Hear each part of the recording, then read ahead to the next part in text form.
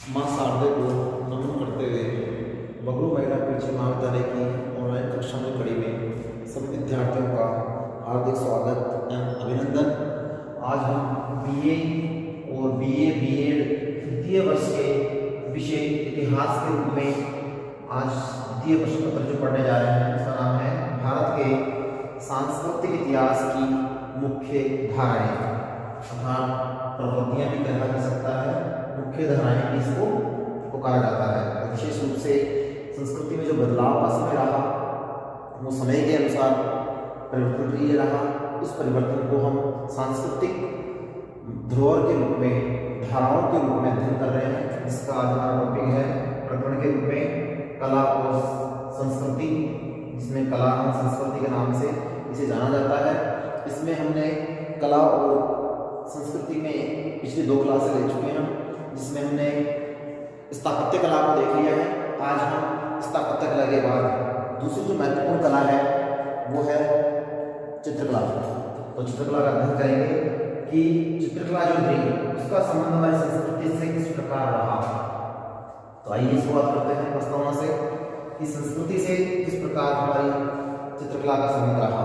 तो देखिए, भारत जो है वो प्राचीन काल से ही सांस्कृतिकता के लिए अपने आप में ख्याति प्राप्त रहा है और उसमें सर्वप्रथम सभ्यता का जो काल था उस सभ्यता के काल के समय भी चित्रकला के उल्लेख मिलते हैं। तत्पश्चात फिर जब वैदिक काल आया उस काल में भी संस्कृति में विशेष रूप से चित्रकला ने अपना प्रभाव बनाया और धीरे धीरे समय के अनुसार चित्रकला का विकास बढ़ता गया और गुप्त काल जो था वो अपने आप में चित्रकला के लिए विशेष काल माना गया और धीरे धीरे आगे राजपूत काल और राजपूत काल के बाद जब मुगल काल भारत में आया तब वो भारत में चित्रकला का स्वर्णिम काल के रूप में इतिहास में जाना गया, क्योंकि मुगल काल के शासक जहांगीर जो थे उनका शासनकाल विशेष रूप से चित्रकला के लिए ख्याति प्राप्त रहा।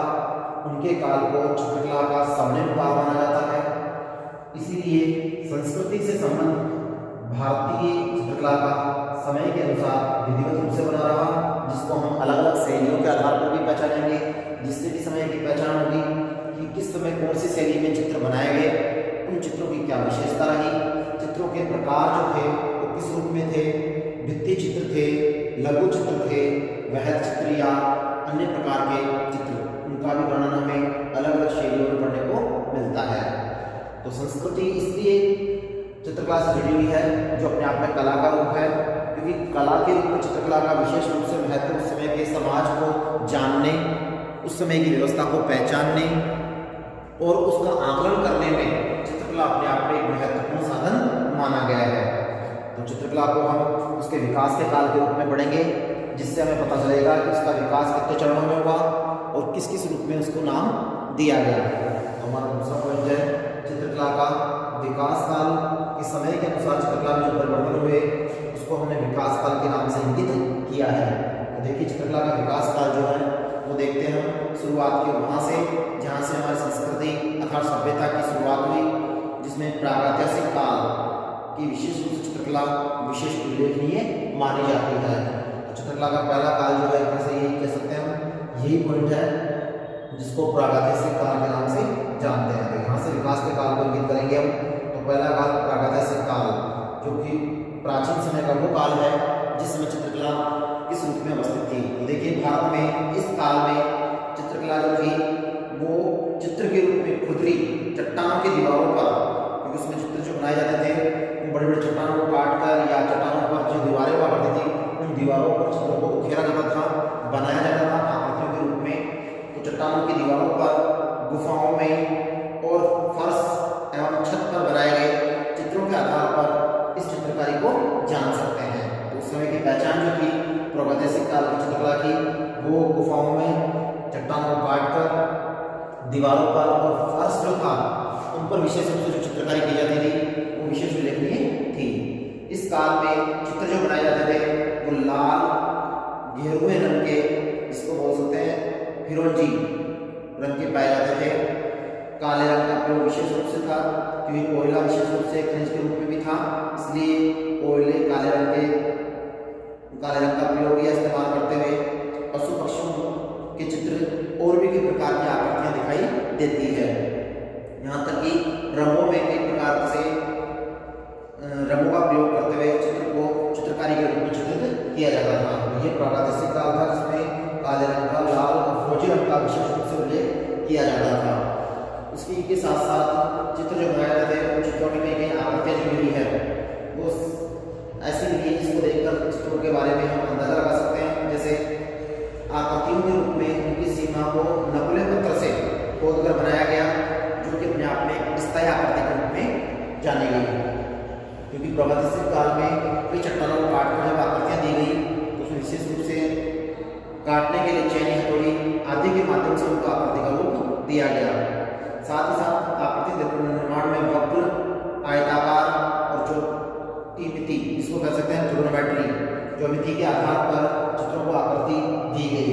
तो ये था प्रागैतिहासिक काल जिसमें मनुष्य के पास ज़्यादा विशेष साधन नहीं थे, लेकिन मानव ने अपने आप को जीवन के रूप में व्यवस्थित करते हुए चित्रकला में अपनी रुचि दिखाते हुए कई चित्रों को उल्लेखित किया।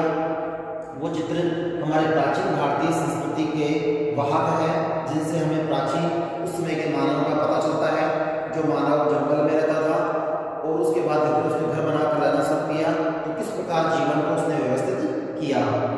किसी भी रेशेदार लकड़ी या बांस आदि के तल्लुका के द्वारा ब्रश बनाकर उसमें चित्रकारी का कार्य किया जाता था। तो ये भी अपने आप में एक पहचान है विकास की, कि उसमें विकास के रूप में चित्रों को चित्रकारी करने के लिए लकड़ी का प्रयोग होता था। इसमें बांस की लकड़ी विशेष हुआ करती थी, जिसकी तुल्लिका के रूप में, उसको ब्रश के रूप में पेंट करने के लिए, कलर करने के लिए प्रयुक्त किया जाता था।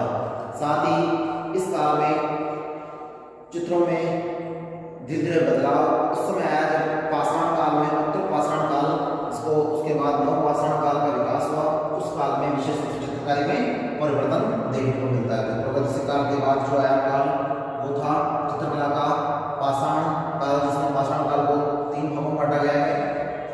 उसके उत्तर पाषाण काल के विशेष समय में विशेष रूप से कौन से उत्तर पाषाण काल याद रहे, उत्तर पाषाण काल में विशेष रूप से चित्रकारी की कला के रूप में चित्रकला में वो विशेष रूप से उल्लेखनीय मानी गई है। जैसे प्रागैतिहासिक काल के बाद उत्तर पाषाण युग में तथा नव पाषाण काल में मानव ने अनेक चित्र बनाए तथा भारत में अनेक स्थानों से सैकड़ों चित्रकला के अवशेष प्राप्त हुए हैं, जिनमें वो जगह है जहाँ पर वो चित्रकला के अवशेष प्राप्त हुए हैं उनका उल्लेख करेंगे कि पाषाण काल के तथा उत्तर पाषाण काल के चित्रकारी के जो अवशेष है वो कहाँ कहाँ से प्राप्त हुए हैं। तो देखिए भारत में वो चित्र जो प्राप्त हुए वो है वेलोरी, मिर्जापुर और विंध्याचल आदि स्थानों पर सर्वाधिक मात्रा में चित्र प्राप्त हुए हैं।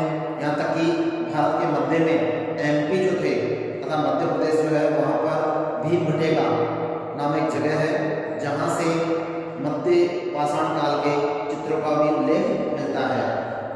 इन चित्रकला में चित्रों के अवशेषों के आधार पर जो जानकारी मिलती है वो अपने आप में विशेष चित्रकला के प्रमाण माने गए हैं, जिसके आधार पर अधिकतर चित्र जो है वो किस रूप में दिखाए गए हैं। उन चित्रों की आकृतियों को देखकर पता लगता है कि इसमें मानव का जो जीवन था उस जीवन के आधार पर उसने अपने जीवन को इन चित्रों में चित्रांकन करने का प्रयास किया है।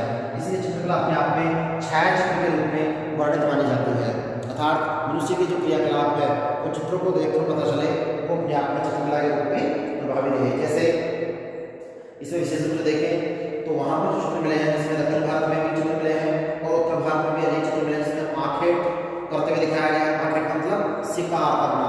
उसमें के लोगों को शिकार विशेष रूप से मजबूरी भी थी और आवश्यकता भी थी, क्योंकि भोजन के लिए विशेष रूप से जंगलों से खाद्य प्राप्ति की सामग्री प्राप्त करते थे, जिसमें वो शाकाहारी भी थे और मांसाहारी भी थे। तो मांसाहारी के रूप में जानवरों को मारकर उनका शिकार करना वो विशेष रूप से उनका शौक भी बन गया। साथ ही पशु और सशस्त्र युद्ध, पशुओं के साथ युद्ध करना, युद्ध कला अपने आप में जो थी वो भी इसमें यहाँ देखने को मिलती है चित्रों के माध्यम से। नृत्य, वादन आदि के चित्र भी मिले हैं। तो ये थे उत्तर पाषाण काल के चित्र जो अलग अलग स्वरूपों में दिखाई देते हैं। इसी के साथ दक्षिण भारत में रायचूर जगह है, गुल आदि स्थानों से भी चित्रशैल मिले हैं। बड़े बड़े चट्टानें जो है उन चट्टानों में वहाँ पर चित्रों के माध्यम से पता चलता है कि वो उन चट्टानों में चित्रशैल के आधार पर वहाँ पर चित्रकला का प्रयोग किया। उसी के साथ अब पढ़ेंगे विशेष रूप से चित्रकला में शैलियाँ जिसको हम कह सकते हैं अजंता। 5 नंबर का पॉइंट है, भारत की प्रमुख चित्रकला अजंता और एलोरा की जो गुफाएं हैं जो महाराष्ट्र में है वो विशेष रूप से चित्रकला के लिए ख्याति प्राप्त रही है। उनका समय समय के अनुसार यहाँ पर उल्लेख मिलता है। तो हमारा मेन बिंदु जो है आज वो है अजंता तथा अजंता की चित्रकला। इसकी चित्रकला अजंता।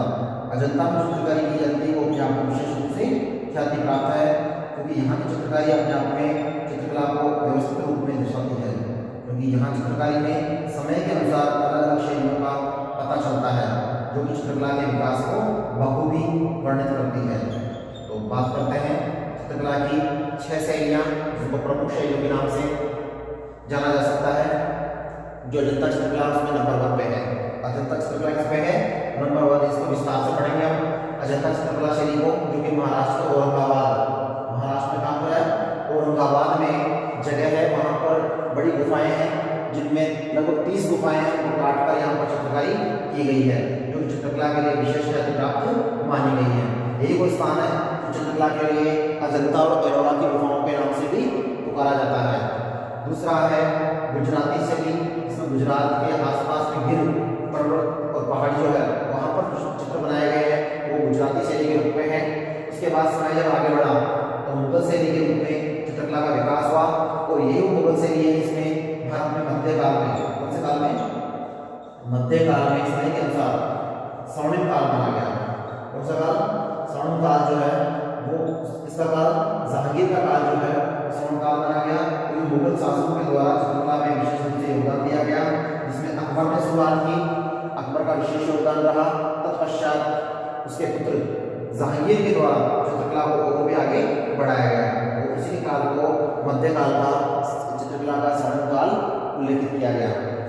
देन उसके बाद नंबर 4 पे है राजपूत शैली। राजपूत शैली में राजपूत राजाओं के काल के द्वारा उसमें बनाए गए चित्रों को विशेष रूप से इसमें शामिल किया गया है, जो कि राजपूत शैली के नाम से ही जानी जाती है। और उसके बाद दक्कन शैली जो दक्षिण भारत में थी, दक्षिण भारत में चित्रकला की जो शैली थी उसको दक्कन शैली के नाम से जाना गया। और छठा लास्ट पॉइंट जो है वर्तमान शैली। वर्तमान शैली में वो शैली आएगी जो आधुनिक समय के अनुसार विकसित होकर मिश्रित शैली के रूप में चित्रकारी की जाने लगी, वो शैली जो है वर्तमान शैली के रूप में जानी जाती है। जबकि ये शैलियाँ जो है समय के अनुसार अपना विकास और अपना स्थान रखती है, जिसके आधार पर समय की पहचान होती है, और उसके काल को हम विधिवत रूप से चित्रकला के आधार पर जान सकते हैं। इसीलिए संस्कृति का संबंध चित्रकला से रहा, क्योंकि संस्कृति को जानने के लिए उन चित्रों को देखकर हम भलीभांति ये पहचान सकते हैं कि वो समय किस प्रकार का रहा होगा। जैसे उदाहरण के रूप में प्रागैतिहासिक काल में पढ़ते हैं तो उसमें भी शिकार के दृश्य दिखाई देते हैं। इससे पता चलता है कि मनुष्य उसमें आदि मानव के रूप में जंगलों में अपना जीवन व्यतीत करता था और शिकार और कंदमूल खाकर अपना पेट पालता था। तो ये अपने आप में एक चित्रकला का महत्वपूर्ण उदाहरण है जो संस्कृति से जुड़ा है। इस चित्रकला संस्कृति को उल्लेखित करती है समय के अनुरूप। अब पढ़ेंगे विशेष रूप से हम अजंता चित्रकला को। अजंता चित्रकला की जो शैली है वो महाराष्ट्र औरंगाबाद की गुफाओं में वर्णित है, और इस शैली में जो बनी गुफाएं हैं उसमें अलग अलग समय के अनुसार चित्रकला का उल्लेख है। जिसमें मौर्य काल के समय से देखें तो बौद्ध धर्म का जो प्रचार प्रसार हुआ उसमें बौद्ध धर्म से संबंधित अनेक गुफाओं का उल्लेख मिलता है। तो देखिए चित्रकला की काफ़ी शैलियाँ भारत में प्रसिद्ध रही, जिनमें मुख्यतः छह शैलियों में विशेष रूप से उल्लेख मिलता है। जिसमें नंबर 1 अजंता शैली, दूसरा गुजराती शैली, तीसरा मुगल शैली, नंबर 4 पर राजपूत शैली, और 5 नंबर पर दक्कन शैली, और छठा है वर्तमान शैली के रूप में जो आज आधुनिक समय के अनुसार उसमें बदलाव आए हैं। और इस शैली में चित्रकारी की जाती है, उसमें चित्रों का रंग और उसकी सज्जा और उसका अलंकरण जो है, उसकी बनावट जो है वो आज वर्तमान रूप के अनुसार अलग अलग पाई जाती है। तो ये शैलियों में परिवर्तन है। इसी के साथ इसमें सबसे प्रमुख अजंता शैली रही। इसका प्रभाव आगे आने वाले सभी चित्रकलाओं पर पड़ा, जिसमें अजंता शैली में महाराष्ट्र औरंगाबाद में स्थित होने के कारण ये यहाँ पर कई क्रम से गुफाएं जुड़ी हुई थी, जिसमें 30 गुफाओं में मंदिर और पहाड़ियों को काट कर चित्रकारी का कार्य किया गया। ये बौद्ध भिक्षुओं का निवास स्थान भी रहा, और यहाँ प्रत्येक गुफा में मूर्तियाँ, स्तंभ आदि के द्वारा द्वार बनाकर उनके निवास स्थान में बनाए गए। इन गुफाओं में मूर्तियों और स्तंभों के द्वारा इसमें चित्रकारी की गई। ये अपने आप में एक वास्तुकला के रूप में निर्मित गुफाएं थी, जिसमें चित्रकला के लिए उत्तम संगम का प्रयोग किया गया में चित्रकारी जो की गई वो विशेष रूप से उल्लेखनीय मानी जाती है, क्योंकि ये वास्तुशास्त्र के अनुसार विधिवत रूप से ये चित्रकारी का कार्य किया गया है, क्योंकि समय के अनुसार अलग अलग काल में इस चित्रकला को उल्लेखित किया गया है। तो ये आपको विशेष रूप से उल्लेखनीय है, इसको अजंता की चित्रकला के नाम से भी पुकारा जाता है। तो ये था आज हमारा छोटा टॉपिक था जिसमें चित्रकला को विशेष रूप से उल्लेखित किया। नेक्स्ट अगली क्लास में हम पढ़ेंगे, क्योंकि हमारे इस तीसरी इकाई का महत्वपूर्ण बिंदु है। जैसे पहली इकाई में भारतीय संस्कृति और उसकी विशेषताएं, उसका फैलाव, उसकी गुण और विशेषताओं के रूप में पढ़ा। दूसरा हमने कला के रूप में, और तीसरा पढ़ेंगे हम विज्ञान और संस्कृति। तो अगली क्लास में हम विज्ञान और संस्कृति का अध्ययन करेंगे, जो विशेष रूप से भारतीय विज्ञान के विकास को हमें अवगत कराती है कि समय के अनुसार विज्ञान ने कब कब किस किस रूप में विकास किया। तो नेक्स्ट क्लास में पढ़ेंगे। आज की क्लास में इतना ही है, जिसको हम विशेष रूप से चित्रकला के रूप में उल्लेखित किया। धन्यवाद।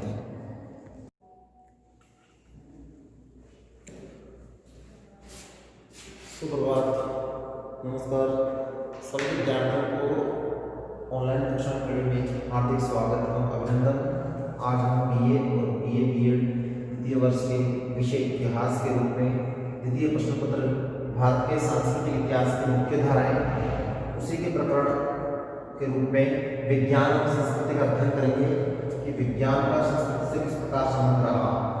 तो देखिए, आइए प्रस्तावना से शुरू करते हैं कि विज्ञान किस रूप में भारतीय संस्कृति की परिचायक है और समय के अनुसार विज्ञान के क्षेत्र में क्या क्या बदलाव आए और किस प्रकार विज्ञान ने अपनी प्रगति के आधार पर भारत को एक अपने आप में सांस्कृतिकता से जोड़ते हुए विकसित राष्ट्र के रूप में खड़ा किया। तो देखिए, विश्व के सभी देशों में गणित, ज्योतिष आदि का विकास हुआ, किंतु जितना विकास भारत में हुआ उतना शायद ही किसी देश में हुआ। इसलिए भारत अपने आप में विज्ञान और गणित के क्षेत्र में अधिक ख्याति प्राप्त रहा और प्राचीन काल से ही अपने आप में जगत गुरु के रूप में ख्याति प्राप्त रहा। ये माना जाता है कि भारत में प्राचीन काल से ही विकास का काल आरंभ हुआ, जिसमें समय के अनुसार विज्ञान के क्षेत्र में बदलाव जो देखने को मिले वो थे, जैसे यज्ञ के आधार पर विशिष्ट समय का ज्ञान उसमें विशेष रूप से था। साथ ही नक्षत्र, तिथि, मास, ऋतु आदि की जानकारी भी भारत में प्राचीन काल से ही देखने को मिलती है। पदार्थों के बारे में, जगत और जीव के बारे में आदि की जानकारी भी हमारे वैज्ञानिकों के द्वारा, विद्वानों के द्वारा उस समय में खोज लिया गया, जो उस समय हमारा भारत का प्राचीन काल था। तो प्राचीन काल में अनेक विद्वान और वैज्ञानिक जो थे, जिन्होंने अपने गुणों और कार्यों के आधार पर विज्ञान के क्षेत्र में अपना योगदान दिया, जिसमें आगे चलकर विशेष रूप से उनका नाम वैज्ञानिकों के रूप में ख्याति प्राप्त रहा, जिसमें आर्यभट्ट, वराहमिहिर और ब्रह्मगुप्त आदि का विशेष रूप से विज्ञान और ज्योतिष के क्षेत्र में अधिक उल्लेख माना जाता है। तो आज हम फिलहाल दो को देखेंगे, जिसमें आर्यभट्ट का और वराहमिहिर जो थे उनका किस क्षेत्र में विकास रहा, विज्ञान के क्षेत्र में उन्होंने क्या योगदान दिया, वो विशेष रूप से उल्लेखनीय है। तो शुरुआत करते हैं सबसे पहले हम दूसरे पॉइंट की हमारे, जो कि प्रमुख वैज्ञानिकों और उनकी खोजों के रूप में रहा, जिसमें पहला है आर्यभट्ट। आर्यभट्ट का अध्ययन करते हैं कि आर्यभट्ट जो थे वो किस रूप में थे। आर्यभट्ट का नाम एक गणितज्ञ के रूप में और ज्योतिष के ज्ञाता के रूप में, वैज्ञानिक के रूप में लिया जाता है, क्योंकि गुप्त काल के समय के महत्वपूर्ण वैज्ञानिक माने जाते हैं। क्योंकि भारत का जिसमें प्राचीन काल था वो कौन सा काल था? गुप्त काल। तो ये भी याद रहे कि गुप्त काल के समय उनका जीवन था और गुप्त काल के दौरान ही उन्होंने जो योगदान दिया विज्ञान के क्षेत्र में, वो अपने आप में अमूल्य माना गया। इनके द्वारा बहुत सी खोजें की गई, जिसको प्रथम बार भारत में देखा गया। जैसे इनका परिचय पढ़ते हैं थोड़ा बहुत, जिसमें पता लगता है कि इनका जन्म कुसुमपुर, जो पाटलिपुत्र बिहार में है, वहाँ पर 400 क्षेत्र ईस्वी में हुआ। इन्होंने आर्यभट्ट नामक ग्रंथ की रचना की, जिसमें 121 श्लोक थे और ये ग्रंथ 4 भागों में बटा हुआ था। तो आर्यभट्ट जो ग्रंथ है, आर्यभट्ट ये किसने लिखा? आर्यभट्ट द्वारा लिखा गया। ये इनका महत्वपूर्ण ग्रंथ था आर्यभट्ट, क्योंकि इनके ग्रंथ का नाम इनके नाम से ही संबोधित किया गया है, जिसमें 121 श्लोक थे और 4 इसमें मुख्य भाग थे। 4 भागों में बात करें तो जैसे पहला है गीतिका पाद, दूसरा गणित पाद, तीसरा क्रियापाद, चौथा गोल पाद। इस प्रकार से उसके पाद बनाकर था चरण बनाकर उसको 4 भागों में बांटा गया। इसमें संख्या को नहीं लिखा गया है बल्कि संख्या को अक्षरों में दर्शाया गया है। जैसे क को कैसे लेकर मैं तक के वर्णों को इनमें 1 से लेकर 25 तक की संख्या के रूप में उल्लेखित किया है, अर्थात द्योतक या प्रतीक के रूप में है। इसी प्रकार य को 30 के रूप में, र को 40 के रूप में, ल को 50 के रूप में इसमें उल्लेखित किया गया है। तो यह आर्यभट्ट जो ग्रंथ लिखा गया, उस आर्यभट्ट में आर्यभट्ट के द्वारा विशेष रूप से गणित के आधार पर जो खोज की गई उसको अलग अलग भागों में बांटा गया। जैसे आर्यभट्ट सबसे पहले वैज्ञानिक रहे जिन्होंने ये सिद्धांत दिया कि सूर्य स्थिर है और पृथ्वी उसके चारों ओर चक्कर लगाती है। तो ये आर्यभट्ट का ही सिद्धांत है जिसमें ये सर्वप्रथम उल्लेख किया गया कि सूर्य स्थिर होता है और सूर्य के चारों ओर चक्कर लगाती है, पृथ्वी चक्कर लगाती है। अर्थात परिक्रमण और परिभ्रमण की जो क्रियाएं हैं जो एक वर्ष और एक दिन के आधार पर अलग अलग रूपों में बांटी गई है, उसका उल्लेख सर्वप्रथम आर्यभट्ट के द्वारा ही दिया गया। ये पहले वैज्ञानिक थे जिन्होंने ज्योतिष में भी अंकगणित, बीजगणित और रेखागणित का प्रयोग करते हुए उसका सर्वप्रथम प्रयोग किया। तो अंकगणित, बीजगणित और रेखागणित के बारे में विस्तृतता से पहले आर्यभट्ट ने ही उल्लेख किया। तो आर्यभट्ट का ये भी अपने आप में महत्वपूर्ण उल्लेख है कि बीजगणित, अंकगणित और रेखागणित का प्रयोग भी इन्होंने अपने प्रयोगों के माध्यम से सिद्ध किया।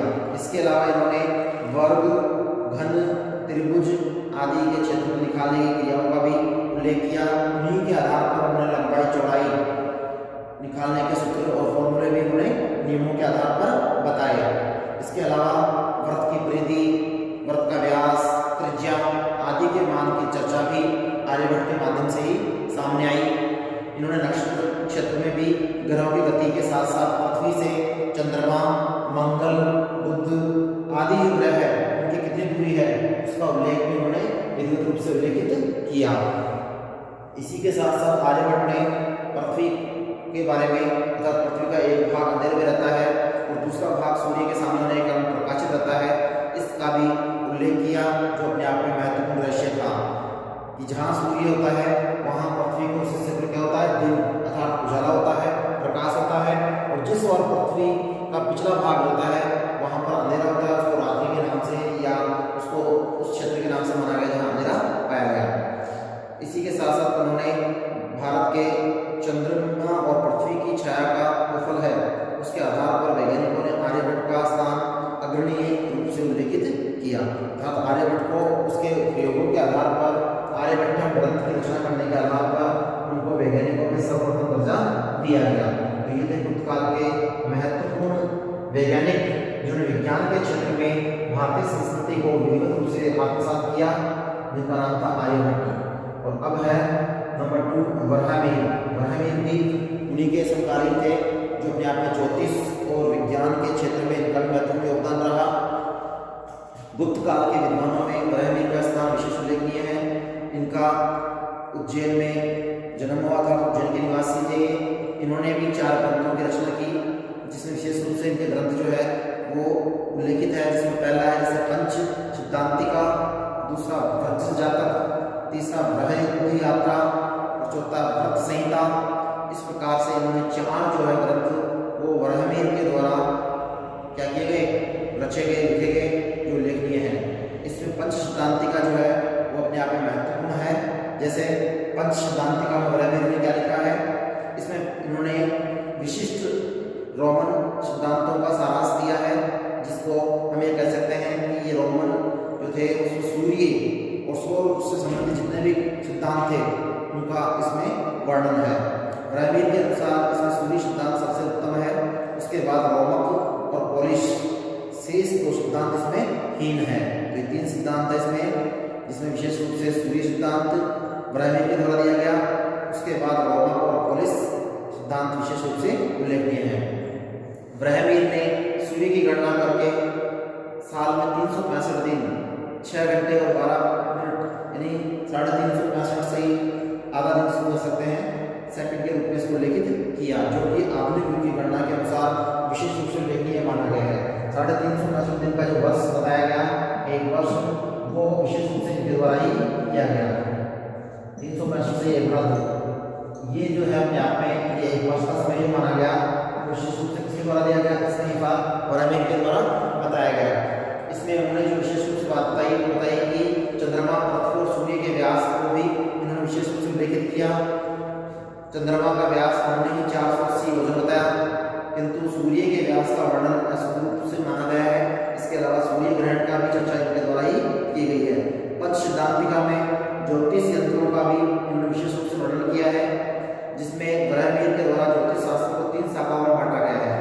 वरामिर ने ज्योतिष शास्त्र को कितने शाखाओं में बांटा है, 3 शाखाओं में उसका विशेष रूप से उल्लेख किया है, जिसमें विशेष रूप से वरामिर के द्वारा भारतीय भूगोल में जो रेखा चित्र बताए गए हैं उनके आधार पर ज्योतिष को अलग अलग रूपों में उल्लेखित किया है। जैसे नंबर 1 प्रथम सिद्धांत में ज्योतिष जिसे तंत्र कहा जाता है, उन्होंने ज्योतिष को क्या माना है, तंत्र माना है। दूसरा होरा जो है जिसे जन्मपत्री से संबंधित माना गया, होरा एक सिद्धांत है जिसके आधार पर जन्मपत्रियां बनाई जाती है।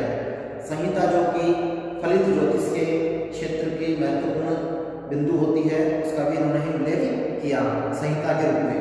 और तीसरा वरामिर ने भारतीय भूगोल से संबंधित रेखा चित्र को विशेष स्थान दिया। तो ये थे वरामिर, जिन्होंने अलग अलग खोजें करते हुए वैज्ञानिक खोजों के आधार पर उस समय के अनुसार अलग अलग जानकारियाँ सामने प्रस्तुत की, और इन 4 ग्रंथों के माध्यम से उन्होंने अपना जीवन का उल्लेख किया, जिसमें पंच सिद्धांतिक जो था उनका प्रथम ग्रंथ था और महत्वपूर्ण ग्रंथ माना गया। उसी में दूसरा व्रजातक, तीसरा वृद्ध यात्रा, चौथा वृहद संहिता, और इस प्रकार से ये ग्रंथ जो थे जिनके आधार पर वैज्ञानिक खोजें की गई। तो चरक और सुश्रुत, अब पीछे नंबर 2 वैज्ञानिक और बचेंगे जो समय के महत्वपूर्ण थे, सुश्रुत और चरक। इससे पहले जो थे उनमें आर्यभट्ट और वरामिर विशेष रूप से उल्लेखनीय माने गए हैं। तो आज हम पता करेंगे नेक्स्ट क्लास में 2 वैज्ञानिकों का अध्ययन करेंगे। आज हमने धोखा देखा, जिसमें 2 विद्वानों में वैज्ञानिकों में आर्यभट्ट और वरामिर विशेष रूप से महत्व रखते हैं, जिन्होंने विज्ञान और संस्कृति के रूप में अपना महत्वपूर्ण योगदान दिया। धन्यवाद।